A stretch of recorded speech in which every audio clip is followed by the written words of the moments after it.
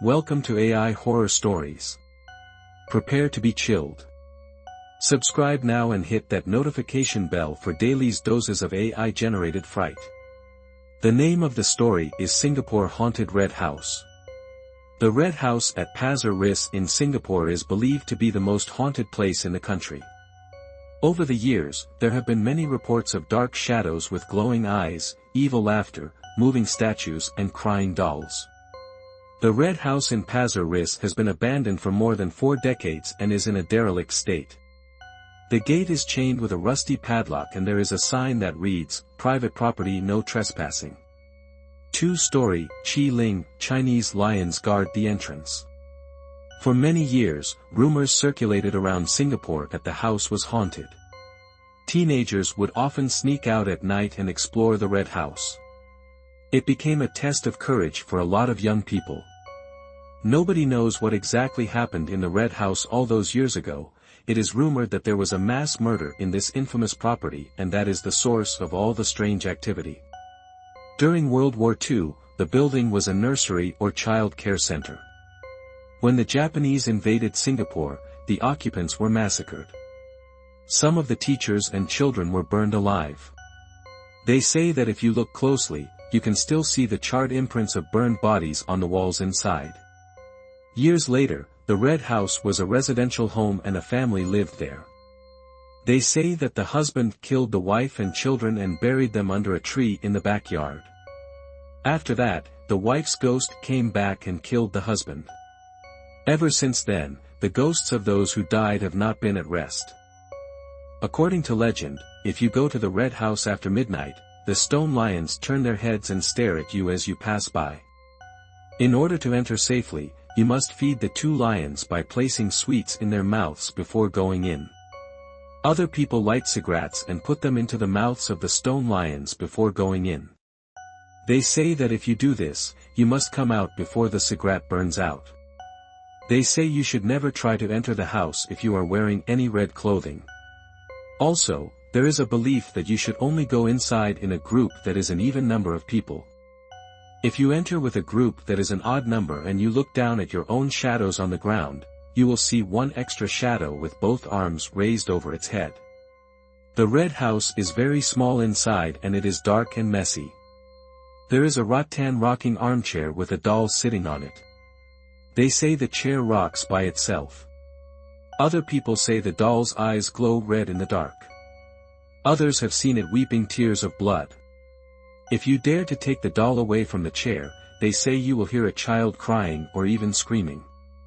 There have been many reports of evil laughter coming from the house.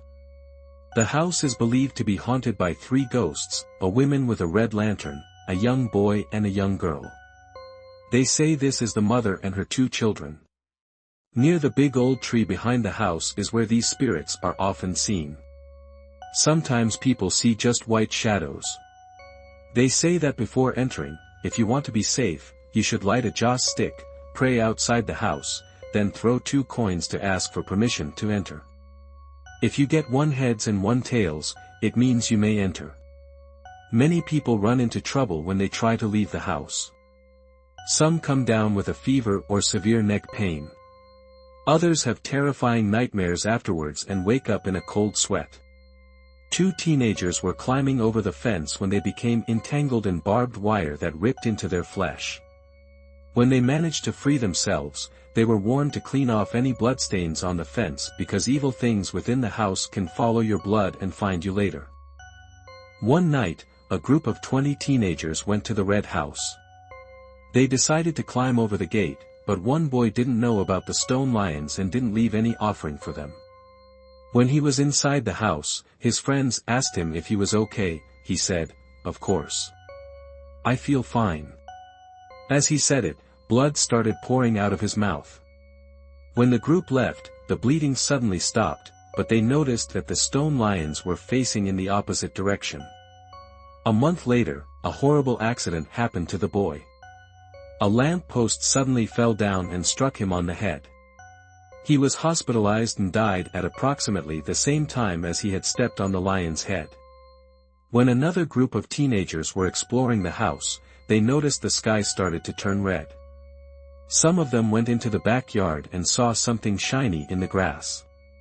When they went to check it out and pulled back the grass, they found the top of a coffin with a metal plate stating a name and a date of death.